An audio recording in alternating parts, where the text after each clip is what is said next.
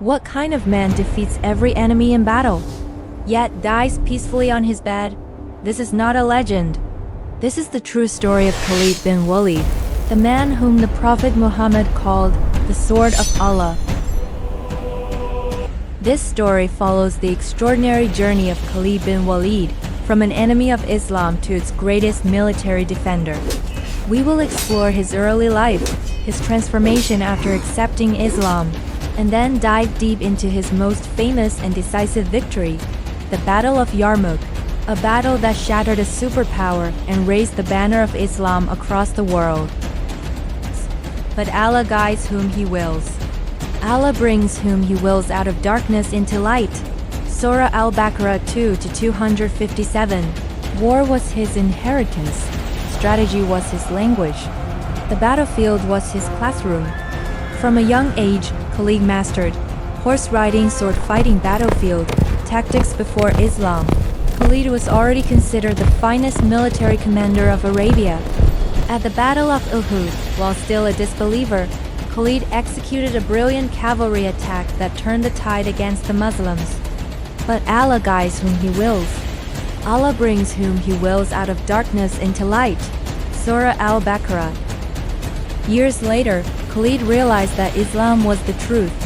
In the 7th year after Hijrah, he traveled to Medina and accepted Islam. The Prophet Muhammad welcomed him with honor and said, "Praise be to Allah who guided you. I knew you had intelligence." Ibn Hisham. Soon after, the Prophet gave him a title that would define history. Khalid is one of the swords of Allah, unsheathed against the disbelievers. Sahih al-Bukhari. From that moment, Khalid bin Walid became Saifullah al-Maslul, the drawn sword of Allah. After the death of Prophet Muhammad, Islam faced a terrifying threat. The Byzantine Empire, one of the greatest superpowers on earth, gathered a massive army, estimated between 150,000 to 200,000 soldiers, to wipe out the Muslims from Syria. The Muslim army stood at only 30,000. The odds were overwhelming. Yet Allah says, "How many a small group overcame a large group by the permission of Allah." Surah Al-Baqarah 2-249. This battlefield was called Yarmouk, a vast plain surrounded by ravines, a place where retreat meant death. Although Abu Ubaidah ibn al-Jarrah was the commander, everyone knew that the battlefield belonged to Khalid. Khalid immediately reorganized the army, divided troops into infantry and cavalry, created a mobile cavalry unit that could strike anywhere, positioned forces to block Byzantine flanking attacks. This was something the enemy had never faced before. The Byzantines launched wave after wave of attacks. Their numbers shook the earth.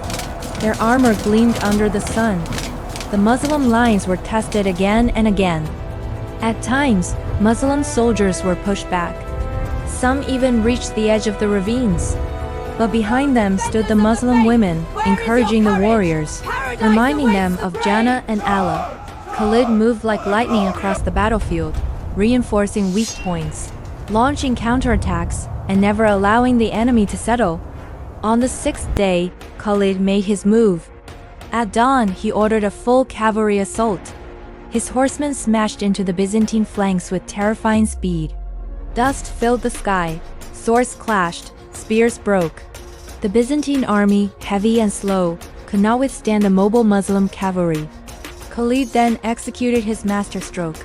He cut off their retreat, forced them toward the ravines, turned chaos into complete collapse. Thousands of Byzantine soldiers fell into the ravines. The rest fled in terror. Allah describes moments like this.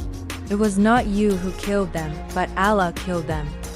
Surah Al-Anfal 8:17. By sunset, the battlefield was silent. Islam had defeated an empire. The victory of Yarmouk ended Byzantine rule over Syria, opened the door for Islam to spread across the region, proved that Iman defeats power, changed world history forever. Despite this unmatched victory, Khalid never sought praise. Later, Caliph Umar removed Khalid from command, not because of failure, but to show that victory comes from Allah, not individuals. Khalid accepted this decision without complaint. Conclusion and lessons learned. Khalid bin Walid. fought over 100 battles, was never defeated, yet died peacefully in his bed. He once said, "I saw martyrdom on every battlefield, yet here I am dying like a camel in the desert." Lessons from his life. 1. Allah can transform anyone too. True victory comes from faith. 3. Leadership requires humility. 4. Success is from Allah alone. Allah says, "Indeed, Allah gives victory to whom He wills." Surah Al-Imran. Like, share and subscribe for more such videos.